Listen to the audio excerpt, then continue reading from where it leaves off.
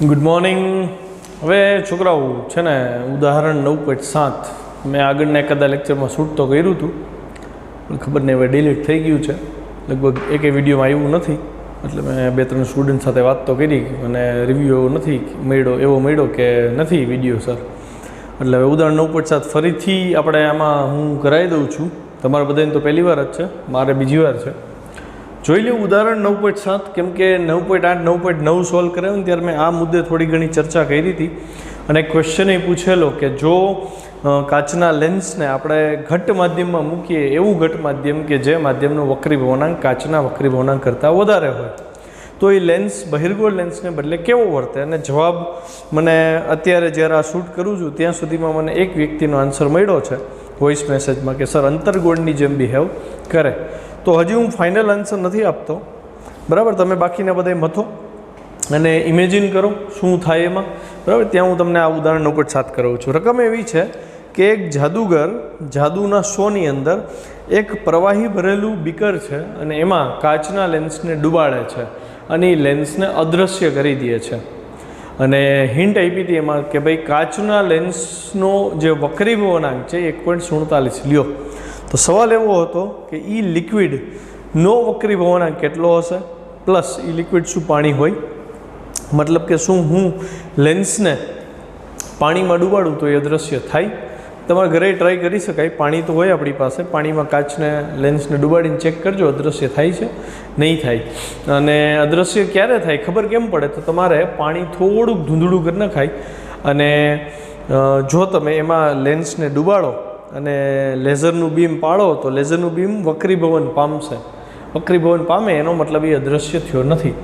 જ્યારે છોકરાઓ ગ્લિસરીન એવું પ્રવાહી છે એની અંદર તમે કાચના 1.47 વક્રીભવનાંકવાળા કાચના લેન્સને ડૂબાડો અને જો એમાંથી લેઝર બીમ પાસ કરો તો લેઝર બીમ સીધું નીકળી જાય છે. મતલબ એવો થયો કે સમાન વક્રીભવનાંક ધરાવતા માધ્યમમાં જો લેન્સને ડૂબાડવામાં આવે તો એ લેન્સની જેમ બિહેવ કરવાને બદલે એક કાચના લંબઘન ટુકડાની જેમ બિહેવ કરશે અને એની ફોકલ લેન્થ અનંત થશે. કેવી રીતે આવું થાય જો એનું વર્ણન કેમ કરવું એ સમજજો. કાચના લેન્સ માટે વક્રી ભવનાંક આપ્યો છે 1.47. પ્રવાહીમાં લેન્સને ડૂબાડ્યો તે પ્રવાહીનો વક્રી ભવનાંક N1 શોધવાનો છે. અચ્છા, જાદુગર જે જાદુ કરતો હતો ને કે અહીં લેન્સને પ્રવાહીમાં ડૂબાડતા તે અદૃશ્ય થાય છે. અદૃશ્ય થવાનો મતલબ સમજવાનો કે અહીંયા પ્રકાશના કિરણો વાંકા વળતા નથી તો જ આપણને દેખાતું બંધ થાય અને બે એકબીજામાં મિક્સ થઈ જાય. એટલે કે પ્રકાશના કિરણોનું વક્રીભવન થતું નથી અને વક્રીભવન ન થાય. છોકરાઓ ફોકલ લેન્થ એફ પર્ટિક્યુલર આંકડો આપણી પાસે હોય ને તો અહીંયાથી આપણે એફમાંથી બેન્ડ કરી પણ અહીં તો વક્રીભવન જ નથી થતું. મતલબ કિરણો સીધે અનંત અંતર વયા જાય છે. એનો મતલબ ફોકલ લેન્થ એ અનંત થઈ ગઈ ને, એટલે કેન્દ્ર લંબાઈ એફ અનંત બની. હવે જો એફ અનંત બને તમારે શોધવાનો છે માધ્યમનું વક્રી ભવનાંક તો લેન્સ મેકર્સ ફોર્મ્યુલા તમારે એપ્લાય કરવું પડે ને, કેમ કે લેન્સ મેકર્સ ફોર્મ્યુલા એફની કિંમત આપણને આપે. તો લેન્સ મેકર્સ ફોર્મ્યુલા છે 1/f n21 - 1 into bracket 1/r1 - 1/r2. મેં અહીંયા દર વખતે યાદીમાં હું કહેતો આવું છું કે n21 એટલે n2/n1. n2 ઓલવેઝ લેન્સનો વક્રી ભવનાંક લેવો, n1 એની બહારનું માધ્યમ લેવું. તો 1/f એફ આપણને અનંત મળ્યો હતો એટલે 1/∞ ઇઝ ઇક્વલ ટુ n2/n1 - 1 અને આ પદ એમનું એમ થાય. હવે ટેક્સ્ટબુકમાં જોવો ને તો આટલું સમજાવી દીધું છે અને દાખલો પૂરો કરી દીધો છે પણ આપણે વિથ પ્રૂફ જઈએ એટલે સ્ટેપ વાઇઝ આપણે આમ આગળ વધવું, બરાબર. તો 1/∞ ઇન્ફિનિટીનો વ્યસ્ત થાય 0. આ નોન ઝીરો પદ છે કેમ કે જ્યારે તમે માધ્યમમાં મૂકો છો હવામાં ત્યારે R1 R2 બે નોન ઝીરો છે. નોન ઝીરો છે એ 0 એરે ગુણ્યા 0 થઈ ગયા. 0 ઇઝ ઇક્વલ ટુ n2/n1 - 1 ગુણ્યાની ભાગ થશે, ભાગાકાર થશે. તો n2/n1 - 1 ઇઝ ઇક્વલ ટુ 0 મળ્યા. -1 આ બાજુ લીધા, n1 એની એરે ગુણાઈ ગયા એટલે n2 = n1 મળ્યું. મતલબ કાચનો વક્રી ભવનાંક અને માધ્યમનો વક્રી ભવનાંક બે સમાન હોય તો જ એ પદાર્થ અદૃશ્ય થાય. તો 1 માર્કના MCQ માટે આને યાદ રખાય. ગુજકેટમાં આ પ્રકારના MCQ હોઈ શકે કે માધ્યમમાં લેન્સ અદૃશ્ય ક્યારે થાય તો કે ભાઈ બેના વક્રી ભવનાંક સમાન હોય તો. પછી તમને કીધું કે ભાઈ આ શું પાણી હશે તો કે ન હોય પાણી. કેમ તો કે પાણીનો વક્રી ભવનાંક તો મોઢે છે ને આપણને 1.33 અથવા તમે યાદ રાખી શકો 43 અને 1053 કે 57 છે, લગભગ 53 છે. ચેક કરજો, તમે આવી રીતે યાદ રાખી શકો. આગળ નેક્સ્ટ ચેપ્ટરમાં એનો ઉલ્લેખ આવશે પાછો. ઓકે, તો હું એવું કહી શકું કે ભાઈ આ લિક્વિડ પ્રવાહી તો નથી, પણ રિસર્ચ કરતાં ખબર પડી કે આ જે લિક્વિડ હતું એ ગ્લિસરીન છે, અને ગ્લિસરીનનો વક્રીભવનાંક યાદ રાખી લેજો 1.47 ઉપર હાંસિયામાં સરસ મજાની નોટ લખી નાખો કે ગ્લિસરીનનો વક્રીભવનાંક 1.47 છે, માણી નહીં. ઓકે, ચલો હવે બહુ જ મસ્ત ક્વેશ્ચન આવે છે છોકરાઓ, અને આને એમસીક્યુની દ્રષ્ટિએ આઈએમપી તમે કહી શકો, કેમ કે આના એટલા બધા એમસીક્યુ બને છે અને આમાંથી એટલું ટ્વિસ્ટ થઈને મટીરિયલ નીકળે કે તમે ગમે એટલું ડિટેલમાં ગયા હો ને, જો કોન્સેપ્ટ ક્લિયર ન હોય ને તો બધું બાષ્પીભવન થાય. ક્વેશ્ચન શું છે જો, ક્વેશ્ચન છે 39, પ્રિઝમ માટે વિચલન કોણ વિરુદ્ધ આપાત કોણના મૂલ્યનો આલેખ દોરીને લઘુત્તમ વિચલન કોણ સમજાવો. આની થિયરી કરતાં પહેલાં આપણે છે ને છોકરાઓ થોડુંક ભૂતકાળમાં જવું પડશે. ક્વેશ્ચન નંબર 38 આપણે જે પ્રિઝમવાળો ક્વેશ્ચન ભણ્યા ને એ ડાયાગ્રામની અહીંયા મારે જરૂર છે, એ બને તમારે રિવિઝન થઈ જાય. તો ડાયાગ્રામ તમને બધાને યાદ હશે, હું અહીંયા ડ્રો કરું છું, મારી સાથે સાથે તમારે પણ ડ્રો કરવાનું છે. તો લ્યો પેન અને સ્કેલ હાથમાં અને ડ્રો કરો. સૌથી પહેલાં હું એક પ્રિઝમ ડ્રો કરી લઉં છું, બરાબર છે. પ્રિઝમને આપણે નામ આપ્યું હતું ABC. AB સપાટી ઉપર આપણે પ્રકાશનું એક કિરણ આપાત કર્યું હતું, એ કિરણને આપણે નામ આપ્યું હતું PQ. આ સપાટીને દોરેલો લંબ હતો, લંબને લંબાવી દીધો છે. એવી જ રીતે આ કિરણ અહીંથી વક્રીભૂત થયું હતું, આ ખૂણાને આપણે આપાત કોણ કીધો હતો, આ આપણો વક્રીભવન કોણ હતો R1. અહીંયા સપાટીને લંબ દોરી છીએ આપણે, તો એ સપાટીને લંબ અહીંયા કંઈક બિંદુ આપણે, હું અત્યારે મને યાદ નથી આપણા ડાયાગ્રામમાં શું હતું, પણ હું ગમે નામ આપી દઉં છું. ધારો કે N કહી દઉં છું આને, અને અહીંયા R હતો, રેડી, QR વક્રીભૂત કિરણ હતો. અહીંયા આ માધ્યમનો વક્રીભવનાંક N1 છે, આનો વક્રીભવનાંક N2 છે, અહીંયા ફરીથી હવા આવી એટલે N1 થઈ ગયો, અને અહીંથી વક્રીભૂત કિરણ મળ્યું આપણને આવી રીતે RS. તો આ જે ખૂણો છે એ નિર્ગમન કોણ કહેવાનો, ફાઇનલ રેને નિર્ગમન કિરણ કહેવાય, બરાબર, નામમાં ભૂલ ન કરતા. હા, આ નિર્ગમન કિરણ છે. તો અહીંયા જે ખૂણો બન્યો આ આપાત કોણ હતો, આને આપણે R2 નામ આપ્યું હતું. આ આપણો પ્રિઝમ કોણ A છે, અને જો હું આ કિરણને આગળ તરફ લંબાવી દઉં, આમ ફૂટપટ્ટી લઈને જ લંબાવવું, જેથી કરીને એક્ઝેક્ટ તમારો ફિગર ડ્રો થાય. ઓકે, તો આ જે ખૂણો મળ્યો તમને, આને આપણે નામ આપ્યું હતું M, ડોટેડ લાઇનથી લેવાનું છે આને.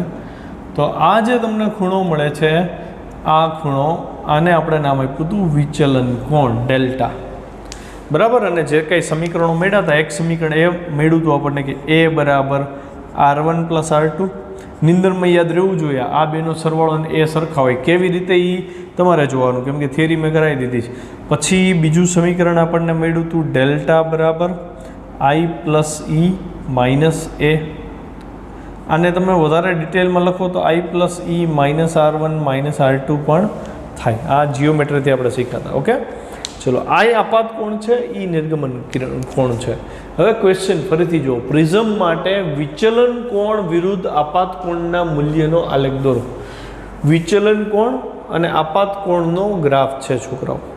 તો હું પહેલાં થોડાક ઉદાહરણ આપું. માની લો કે હું એમ કહું છું કે મેં I બરાબર 50 ડિગ્રી લીધું. સમજો, I બરાબર મેં શું લીધું, 50 ડિગ્રી લીધું. એને અનુરૂપ આ 50 ડિગ્રી છે, સમજો, આ 50 ડિગ્રી છે. વિચલન કોણ જે તમને મળે છે એ તમને, એ હું આપણે આંકડા ધારી લઈને તો વધારે સહેલું પડશે. I હું 50 લઉં છું, એ છે ને સમબાજુ ત્રિકોણ લઈ લ્યો તો હું 60 લઉં છું. તો એ ધારી લઈએ આપણે, કાંઈ પણ વોટેવર તમારો આંકડો ધારવો હોય ધારી લ્યો. માની લો કે હું ધારી લઉં છું 40. તો 50 + 40 - 60 એટલે કેટલું થયું, 90 - 60, 30 ડિગ્રી આવ્યું. સમજાય છે બધાને? I બરાબર હું લઉં છું, અહીંયા એક ટેબલ જ બનાવી, I, E અને ડેલ્ટા છે. પ્રેક્ટિકલ આપણે સમજીએ છીએ એટલે તમને ખબર પડે. આ 50 ડિગ્રી, આ 40 ડિગ્રી, તો ડેલ્ટા કેટલું મળ્યું તમને, 30 ડિગ્રી મળ્યું. એ તમારો ફિક્સ છે, 60 છે, કેમ કે તમે સમબાજુ પ્રિઝમની અત્યારે વાત કરો છો, તો એ 60 થાય. હવે માની લો કે હું I ચેન્જ કરું છું, જોજો ધ્યાનથી. હા, હું છોકરાઓ I કરી નાખું છું 40. હવે અહીંયા બહુ જ અગત્યની વાત, I 40 કરું છું, એનો મતલબ એવો થયો કે મને એ છે ને એ ઓટોમેટિક 50 ડિગ્રી જ મળશે. તો તરત સવાલ થવો જોઈએ અહીંયા તમને કે એવું કેમ ખબર પડી જાય કે આ 50 હતો તો આ 40 થયો, આ 40 થયું તો આ 50 કેમ થાય? આ જે આંકડા લીધા છે મેં લમસમ લીધા છે, મને મનમાં એવા એ લીધા છે, બાકી પ્રેક્ટિકલ કરીને જે મળે એ અલગ હોય. પણ આ 50 મળ્યો, આ 40 મળ્યો અને આ 30 ડિગ્રી હું એમ સ્વીકારી લઉં કે ભાઈ આવું વાસ્તવમાં બને છે, તો આ ઘટના હું એમ કહી શકું કે આ તો સામી થાય જ, 40 આ 50 જ થાય. કેમ?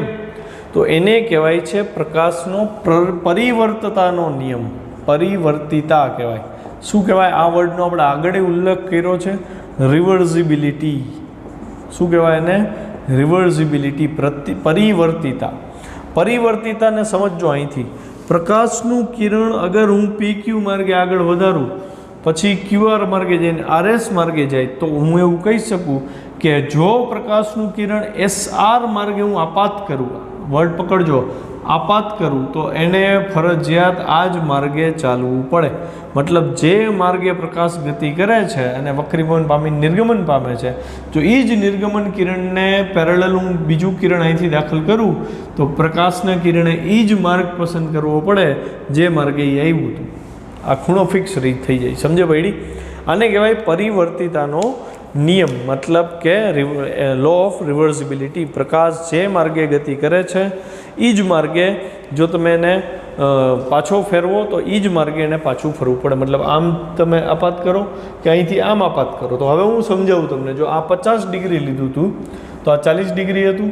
હવે હું ચેન્જ કરી નાખું, આપાત કરું છું 40 ડિગ્રી, એટલે આપાત કોણ કેટલો થયો? 40 ડિગ્રી. જોજો ફરીથી આપાત કર્યું મેં 40 ડિગ્રીએ, તો ફરજિયાત એને આ જ રસ્તે જવું પડે, એટલે આ ખૂણો 50 ડિગ્રી જ મળે. ખ્યાલ આવ્યો? તો એવા કિસ્સામાં આ ખૂણામાં કાંઈ ફેરફાર થાય નહીં, કેમ કે આ 50 હતું, આ 40 હતું. હવે આપાત કિરણ હું આમ કરી નાખું તો ડેલ્ટામાં કાંઈ ફરક પડશે નહીં, 30 ડિગ્રી. તો એનો મતલબ એવો થયો છોકરાઓ કે મને બે અલગ અલગ આપાત કોણે I1 અને I2, મેં બે અલગ અલગ આપાત કોણ લીધા. જોજો, બે અલગ અલગ આપાત કોણ લીધા ત્યારે મને ડેલ્ટા સરખો જ મળ્યો. ખ્યાલ આવ્યો? હવે ગ્રાફમાં આવો, જુઓ ધ્યાનથી. માની લો કે મેં I બરાબર 50 લીધું. કેટલું લીધું? I 50 મળ્યું ત્યારે મને અહીંયા આ વિચલન કોણનો ગ્રાફ છે. વાયક્ષ ઉપર મેં વિચલન કોણ લીધો છે, તો વિચલન કોણ ધારો કે 50 લીધો મેં, તો એના માટે મને એક I ક્યાંક અહીં 40થી આજુબાજુ મળે છે, અને બીજો I આપાત કોણ જ થાય, કેમ કે એકવાર આને આપાત કોણ લ્યો, એકવાર આને આપાત કોણ લ્યો. મતલબ એવું થયું કે વિચલન કોણના એક મૂલ્ય માટે મને બે અલગ એવા ખૂણા મળે કે બેયમાં મને વિચલન કોણ સરખો મળે. જે મેં પ્રેક્ટિકલી સમજાવ્યું કે આપાત કોણના બે મૂલ્ય મને એવા મળ્યા 50 અને 40 કે જેના માટે એક જ વિચલન કોણ કહેવાય. એટલે કે અહીં એક વિધાન તમારા હાસ્યમાં લખાય કે કોઈ એક વિચલન કોણ માટે આપાત કોણના બે શક્ય મૂલ્ય મળે છે. મતલબ કોઈ એક જ વિચલન કોણ પસંદ કરશો ત્યારે આપાત કોણના બે શક્ય મૂલ્ય મળશે. મતલબ બે અલગ અલગ આપાત કોણ એવા મળશે જ કે જેમાં તમને એક જ વિચલન કોણ મળે. આવું આખા ગ્રાફમાં શક્ય છે. જો તમે કોઈ પણ રેન્ડમ ડેલ્ટા પસંદ કરો, મેં અહીંથી ડેલ્ટા પસંદ કર્યો અને જો હું આને છેદે ગ્રાફને ચેક કરું તો તમે જો બે જગ્યાએ છેદે છે, તો આ એનો આપાત કોણ કહેવાય અને આ એનો આપાત કોણ કહેવાય. એક આપાત કોણ હોય ને એક નિર્ગમન કોણ હોય. પરિવર્તિતાના નિયમો પરથી જો આપણે નિર્ગમન કિરણને આપાત કિરણ બનાવી દઈએ તો I અને E ઉલટી જાય, એટલે આપણે એવું કહી શકીએ કે બે આપાત કોણ માટે આપણને સિંગલ ડેલ્ટા મળે છે. આખા ગ્રાફમાં એક બિંદુ એવું છે, જો અહીંયા ધ્યાનથી, આખા ગ્રાફમાં એક બિંદુ એવું છે કે જ્યાં I અને E અહીંથી ચેક થઈ શકે તમને કે I અને E એક જ મળે છે, બે સમાન મળે છે. અચ્છા, હવે હું એવું કહું છોકરાઓ કે I અને E ની બે એવી સમાન કિંમત લ્યો. માની લો કે હું I અને E ની બે સમાન કિંમત પસંદ કરું છું. આ આપણને અત્યારે આ જે મળ્યો 50 + 40 - 60 આ ડેલ્ટા મળ્યો તો આપણને. હવે હું I અને E ની વેલ્યુ પસંદ કરું છું. દાખલા તરીકે મેં લીધી 35. ચલો, તો I અને E બે 35 થયા. તો હું અહીંયા ગણતરી શું કરીશ તો કે 70 35 + 35 આ બે સરખા હતા ને, એટલે 35 + 35 માઇનસ એ તો ફિક્સ હતો 60, તો 70 - 60 એટલે જવાબ કેટલો આવ્યો? 10 ડિગ્રી. મતલબ તમને ડેલ્ટા મિનિમમ મળ્યો. આનાથી નાનો ડેલ્ટા શક્ય થાય નહીં. ખ્યાલ આવે છે? ફરીથી જો I અને E જો સમાન કરીએ તો અહીં જો એક જ વેલ્યુ માટે વાત છે, I અને E સમાન કરીએ તો મને ડેલ્ટા 40 ડિગ્રી આમાં ગ્રાફમાં દેખાડ્યો છે એ ફિક્સ મળે છે. અને ગ્રાફ ઉપરથી એક વસ્તુ તો ક્લિયર થઈ કે આઈના બે મૂલ્ય એવા મળે કે જેમાં ડેલ્ટા આપણને એક જ કિંમત મળે. એમ એક સમય એવો આવશે કે જ્યારે આપાત કોણ અને નિર્ગમન કોણ બે સરખા થઈ જાય. માની લો કે આપણે ઉદાહરણ લીધું હતું ને 35-35નું, તો હું એમ કહું આ 35 છે ને આ 35 છે, તો અહીંથી આમ દાખલ કરું કે અહીંથી આમ દાખલ કરું, બે કિસ્સામાં આપાત કોણ તો 35 જ થયા ને. એટલે કે એક જ આપાત કોણ માટે એક જ વિચલન કોણ મળે, અથવા તો આપાત કોણ અને નિર્ગમન કોણ બે સમાન મૂલ્યના થાય ત્યારે જે વિચલન કોણ મળે એને લઘુત્તમ વિચલન કોણ કહેવાય. એવા કિસ્સામાં આ વિકિરણનું ઓછામાં ઓછું વિચલન થયું હોય જ્યારે આપાત કોણ અને નિર્ગમન કોણ સમાન હોય તો. ક્લિયર છે એટલું? તો એક આ ગ્રાફ તમને સમજાવી દઉં. તમે અહીં જોઈ શકો છો વિચલન કોણ 40 છે ને આઈ અને ઈ બે સરખા છે. તો તમે અહીંયા નક્કી કરો કે આઈ છે ને ગ્રાફમાં આમ ધ્યાનથી જુઓ ને તો ગ્રાફમાં થોડીક ટેક્સ્ટબુક વાળાની ભૂલ છે. આ ગ્રાફ એક્ઝેક્ટ 40 અને 50ની વચ્ચે છે, એટલે આ અંદાજે 50નું મૂલ્ય દેખાય છે. તો તમે આઈ ઈ અને ડેલ્ટાની વેલ્યુ મૂકો ને તો એ તમને મળી જાય. મતલબ એ ગ્રાફ સમબાજુ પ્રિઝમ માટેનો ગ્રાફ છે, બરાબર છે. તો સમબાજુ પ્રિઝમ માટે હું એ બરાબર શું લઉં તો કે 60 આવે. આપણે ચેક કરી 60 આવે કે નહીં. તો અહીંયા સમીકરણ હતું આપણું ડેલ્ટા એમ અથવા તો ડીએમ તમે કહી શકો. ડીએમ બરાબર આઈ પ્લસ આઈ થાય, કેમ કે ઈ અને આઈ સરખા થાય તો ડીએમ મળે, અને માઇનસ એ. તો આઈ અને આઈ બે કેટલા 50-50 લીધા એટલે 50 પ્લસ 50 માઇનસ એ આપણને ધારો કે ખબર નથી. ડેલ્ટા એમ અહીંયા ગ્રાફ પરથી 40 ડિગ્રી દેખાય જુઓ છોકરાઓ. તો એ બરાબર 50 ને 50 100 માઇનસ 40 60 ડિગ્રી થઈ ગયું ને. તો એનો મતલબ એવો થયો છોકરાઓ, ગ્રાફ પરથી તમે સ્પષ્ટ રીતે કહી શકો કે જ્યારે આઈ ને ઈ સરખા થાય ને ત્યારે લઘુત્તમ વિચલન કોણ મળે. થિયરીમાં ફટાફટ વહી જાય, મેં આખું તો કરાવી દીધું. આકૃતિમાં વિચલન કોણ વિરુદ્ધ આપાત કોણનો ગ્રાફ દર્શાવેલો છે. સ્પષ્ટ છે કે આઈ બરાબર ઈ સિવાય આ બિંદુ સિવાય એક જ વિચલન કોણ ડેલ્ટા માટે આઈ અને ઈના બે મૂલ્ય મળે. ગ્રાફ ઉપરથી સ્પષ્ટ છે. વળી સ્પષ્ટ છે કે આપાત કિરણ નિર્ગમન કિરણનો માર્ગ ઉલટાવવામાં આવે વિચલન કોણ ડેલ્ટા સમાન મળે. આ વસ્તુ આપણે પ્રતિવર્તિતામાં વાત કરી, પરિવર્તિતામાં, રિવર્સિબિલિટીમાં. જ્યારે આઈ બરાબર ઈ થાય ત્યારે વિચલન કોણ લઘુત્તમ થાય. આ આપણે ક્લિયર કરી લીધું. અહીં ગ્રાફ ઉપરથી સ્પષ્ટ થાય કે આઈ ને ઈની વેલ્યુ સમાન થાય ત્યારે ડેલ્ટા એમ મળે. જ્યારે ડેલ્ટા બરાબર ડીએમ ત્યારે આઈ બરાબર ઈ થાય અને આર1 બરાબર આર2 થાય. આ કેમ આર1 બરાબર આર2 થયું એ સમજાવું તમને. સૌથી પહેલાં હું આ મધ્યમની વાત કરું તો અહીંયા આપણે એવું સ્નેલનો નિયમ લાગુ પાડીએ તો શું થાય? n1 sin i બરાબર અહીંયા n2 sin r1 થાય, n2 sin r1.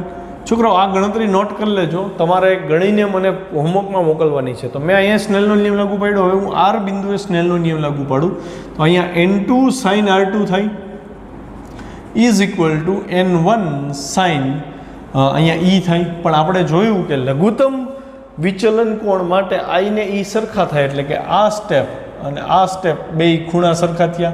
n1 સરખા, આ બે સરખા થાય તો આ બેને સરખું થવું પડે.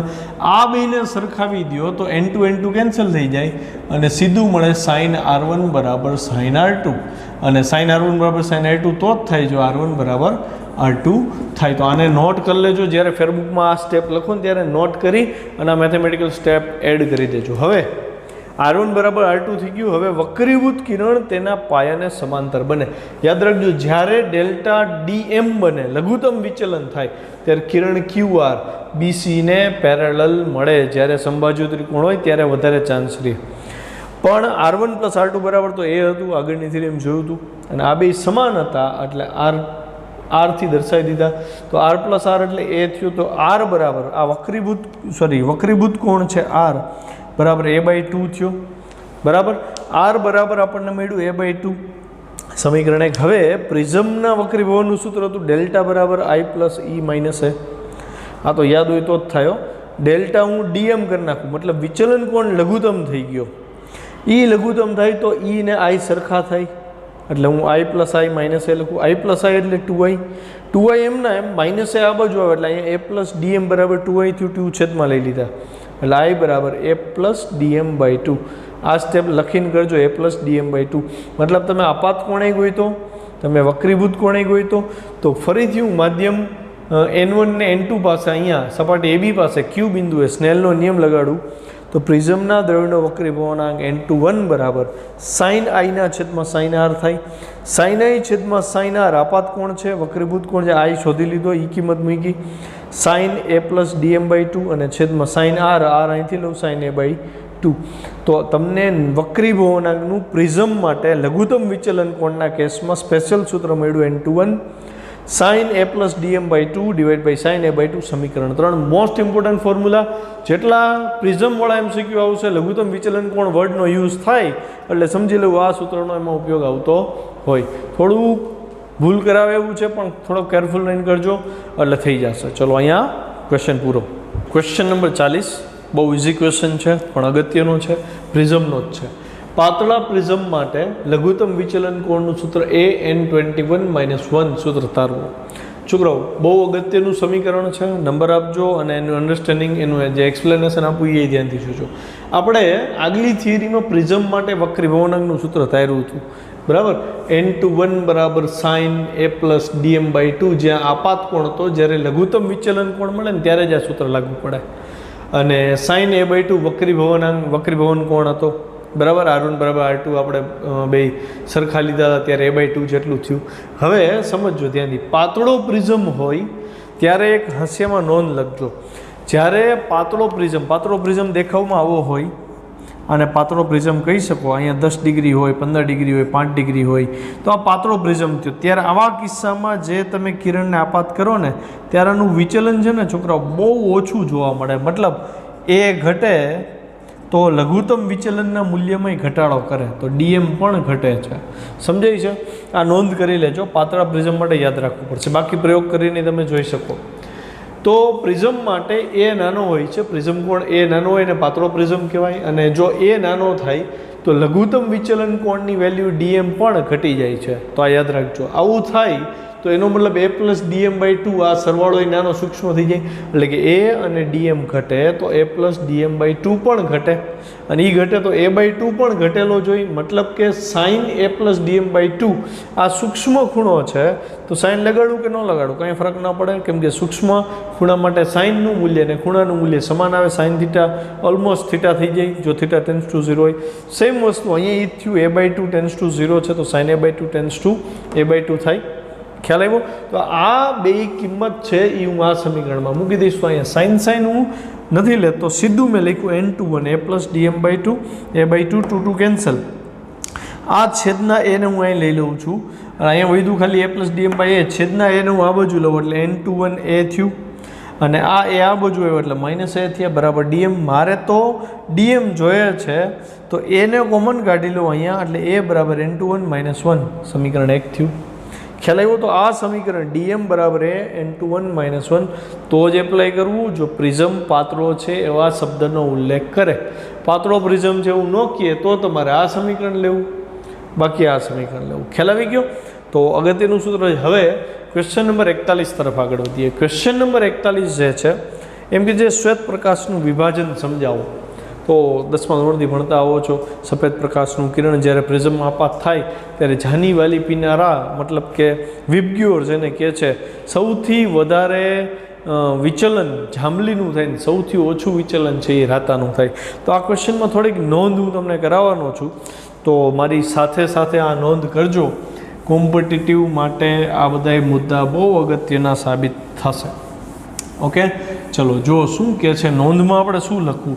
તો સૌથી પહેલાં તો ડાયાગ્રામ સમજી લઈ. શ્વેત પ્રકાશ આવી રીતે સીધો જવો જોઈએ પણ વચ્ચે પ્રિઝમ આવી જાય છે એટલે અહીંયા જવાને બદલે એનું તમે જોઈ શકો છો વિચલન થયું. વિચલનમાં 7 રંગ આપણે જોઈ શકીએ છીએ. એટલે 7 રંગ આપણને સૌથી ઉપર લાલ રંગ દેખાણો, સૌથી નીચે જાંબલી દેખાણો. મતલબ તમે જોઈ શકો છો સૌથી વધારે વિચલન જાંબલીનું થયું જ્યારે સૌથી ઓછું વિચલન રાતાનું થયું. ખ્યાલ આવ્યો? તો અહીંયા હું એવું કહી શકું કે પ્રિઝમ માટે અલગ અલગ રંગના વિચલન કોણ પણ અલગ અલગ હોય છે. હવે પ્રિઝમ માટે જો વિચલન કોણ બદલતા હોય છોકરાઓ અને એ પ્રિઝમને હું પાતળો પ્રિઝમ કહી દઉં તો DM બરાબર એ N21 - 1 થાય. ખ્યાલ આવે છે? તો હું અહીંયા N21 - 1 જે છે અને હું અહીંયા આવું લખી શકું A NR-1 મતલબ રેડ માટેનો વક્રીભવનાંક અલગ આવશે, તો રેડ માટેનો વિચલન કોણ તમને મળે. એવી રીતે વાયોલેટ માટેની વાત કરું તો DM વાયોલેટ બરાબર ANV-1. એનો મતલબ જેમ રંગ બદલશે અહીંયા સાથે 7 રંગ માટે આનો વક્રીભવનાંક અલગ અલગ જોવા મળશે. કેમ તો કે વિચલન બધાયનું બદલી ગયું ને, એટલે જેમ વિચલન બદલાય છે એમ વક્રીભવનાંક બદલાય છે. તો એક વસ્તુ સ્પષ્ટ થઈ કે વક્રીભવનાંકને રંગ હારે લેવા દેવા છે. દેટ મીન્સ વક્રીભવનાંકને તરંગ લંબાઈ સાથે લેવા દેવા છે. અને આ બહુ અગત્યની નોંધ આપણે સમજવા જઈ રહ્યા છીએ. આ લખી લેજો. હવે વક્રીભવનાંકને ને તરંગ લંબાઈને શું લેવા દેવા, તો એની પહેલાં હું તમને આ સમજાવું. N21 બરાબર તમે ભણ્યા છો N2/N1, આ તો આવડે છે. હું વક્રીભવનને તરંગ લંબાઈમાં કન્વર્ટ કરતાં શીખડાવું છું. તો N2/N1, N2 એટલે તો શૂન્યાવકાશમાં વક્રીભવનાંક થયો માધ્યમ 2નો, એટલે હું આને C/V2 લખી શકું, આને હું C/V1 લખી શકું. આ મેં આગળ કરાવી દીધું છે. તો N21 બરાબર શું થયું, V1/V2 થયું. આ હું ડાયરેક્ટ કરાવી શકતો હતો, પણ આવી કોઈ દી ભૂલ ન થાય એટલે મેં આ સ્ટેપ વચ્ચે ઇન્વોલ્વ કર્યું. હવે છોકરાઓ જોજો ધ્યાન ત્યાં, V1 તો પ્રકાશ માટે V બરાબર F લેમ્બડા છે કે નહીં, તમે ભણ્યા છો. તો હું અહીંયા લખીશ F1, F2. ખ્યાલ આવ્યો. અહીંયા હું નોંધ કરીશ કે અહીં પ્રકાશની આવૃત્તિ માધ્યમ બદલવા છતાં અચળ રહે છે. આ નોંધ આપણે આગળ એકવાર કરી લીધી છે, બીજી વાર આવી, 11મા ચેપ્ટરમાં ત્રીજી વાર આવશે. કેમ કે આવૃત્તિ એ ઉદ્ગમનો ગુણ છે. મતલબ જ્યાંથી લાઇટ આવી એ નક્કી કરે છે ઉદ્ગમ, મતલબ સૂર્ય નક્કી કરે છે કેટલી આવૃત્તિ બદલવી. માધ્યમ શૂન્યાવકાશ કે હવા છે એની આવૃત્તિ નહીં બદલી શકે. જ્યારે તરંગ લંબાઈ એ સૂર્યના હાથમાં નથી. એ તો ચોક્કસ તરંગ લંબાઈવાળા વિકિરણો છોડી દેશે, પણ પછી જેવા માધ્યમમાં જશે એમ તરંગ લંબાઈ બદલાતી જશે. એ તરંગ લંબાઈ કોનો ગુણ છે, તો કે માધ્યમનો ગુણ છે. બહુ જ અગત્યની લાઈન છે છોકરાવા. ઓકે, તો હું હવે એવું કહી શકું ને કે N21 બરાબર λ1/λ2. ખ્યાલ આવ્યો. તો આ 1 અને 2 શું છે, માધ્યમ જ થયા. હું એમ કહી દઉં λ1 એ શૂન્યાવકાશ છે, ના λ2 છે એ કાચ છે, તો λ1 હવા છે, તો λ હવા અને λ પ્રિઝમ થાય.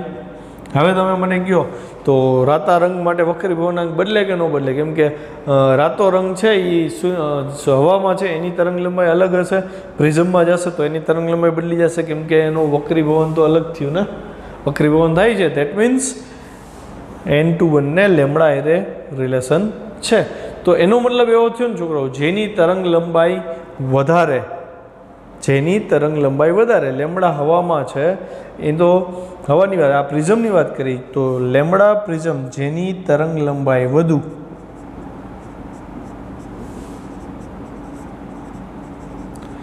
તેનું વિચલન ઓછું. હા કે ના, જેની તરંગ લંબાઈ વધુ તેનું વિચલન ઓછું થાય. આવું કેમ, તો કે N21 ચલે છે λ પ્રિઝમ, અહીં લખી શકું ને N ચલે છે 1/λ. પ્રિઝમની વાત હતી, પ્રિઝમનો વક્રીભવનાંક હતો. આ તો શૂન્યાવકાશ કે હવા છે એટલે આને આપણે ધ્યાનમાં ન રહી, અચળ હોય. કેમ કે રાતો રંગ લ્યો કે જાંબલી રંગ લ્યો, હવામાં બધાની તરંગ લંબાઈ તો સરખી હતી. માધ્યમ બદલ્યું, પ્રિઝમ આવ્યું તો બધાની તરંગ લંબાઈ બદલાણી. હવે N ચલે છે 1/λ થયું, તો હું એવું કહી શકું જેની તરંગ લંબાઈ વધુ તેનું વિચલન ઓછું. હા કે ના. અચ્છા, બીજી વસ્તુ, વિચલન ઓછું તો અહીં તમે જુઓ, રાતાની તરંગ લંબાઈ ઓલમોસ્ટ આપણે 750 નેનોમીટર લખીએ, અને જાંબલીની તરંગ લંબાઈ તમે લખો તો જાંબલીની તરંગ લંબાઈ આપણે ધારો કે 400 નેનોમીટર લખીએ, તો જેની તરંગ લંબાઈ વધુ, આ જો વધુ છે રાતાની, તો એનું વિચલન ઓછું થાય ને. અને આની તરંગ લંબાઈ જો રાતા કરતાં ઓછી છે તો વિચલન એનું કેવું થાય, વધુ. હવે જો પ્રાયોગિક રીતે બંધ બેસતું આવ્યું કે નહીં, રાતાની તરંગ લંબાઈ વધારે છે, વિચલન ઓછું થયું, અને જાંબલીની તરંગ લંબાઈ ઓછી છે તો વિચલન વધુ થયું. જે આ મેથેમેટિકલ સ્ટેપ આરે બંધ બેસતું આવ્યું. અચ્છા, બીજી વસ્તુ હું એ કહી શકું ને કે વી બરાબર એફ લેમડા. એફ તો બધાય માટે અચળ છે, તો રાતાની તરંગ લંબાઈ વધારે તો રાતાનો વેગ વધારે થાય ને. વી ચલે છે લેમડા, તો એને હું નોટ કરીને અહીંયા એડ કરીશ. વળી વી બરાબર એફ લેમડામાં એફ અચળ છે, આપણે માધ્યમ બદલે એફ નથી બદલતું, માટે વી ચલે છે લેમડા થાય. તો જેની તરંગ લંબાઈ વધુ તેનો વેગ વધુ થાય. તો પણ આપણને તો ખબર છે એન ચલે છે 1 લેમડા છે, તો એન ચલે છે 1 વી પણ થાય ને. હા કે ના? મતલબ જેનો વેગ વધુ એનું વક્રીભવન એ ઓછું થશે. માટે રાતાનો લેમડા વધુ, તેથી વી વધુ, અને તેથી એન ઓછો. એન ઓછો એટલે ઓછું વક્રીભવન.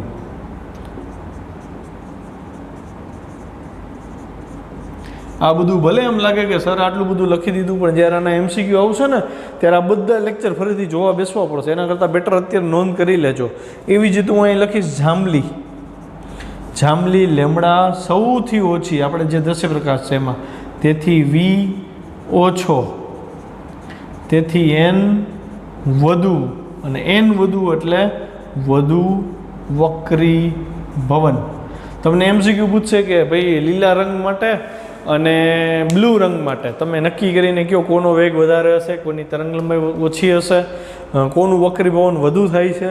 તો એ તો તમારે ઓલું આખું જાનીવાલી પિનારા લઈને ચેક કરવું પડશે. તમારે ડાયાગ્રામ ઉપરથી તો ખબર પડી જાય, પણ આ કોન્સેપ્ટ તમારે ક્લિયર કરવો પડશે. ટ્વિસ્ટેડ એટલું મસ્ત કરીને દીધું હોય છે ને કે કન્ફ્યુઝ થઈ જશો. ચલો હવે થિયરી તરફ આપણે આગળ વધીએ.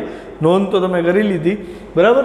શ્વેત પ્રકાશનું વિભાજન, તો કે સફેદ પ્રકાશ અથવા સૂર્યપ્રકાશને પ્રિઝમમાંથી પસાર કરી નિર્ગમન પ્રકાશને જુઓ તો તે જુદા જુદા રંગનો જોવા મળે છે, બરાબર. ઘટક રંગો જાંબલી, નીલો, નીલો એટલે ઇન્ડિગો, વાદળી, લીલો, પીળો, નારંગી ને રાતો વિબગ્યોરથી violet, indigo, blue, green, yellow, orange, red થી વર્તી છે. આપણે લાલ રંગનું સૌથી ઓછું વિચલન છે.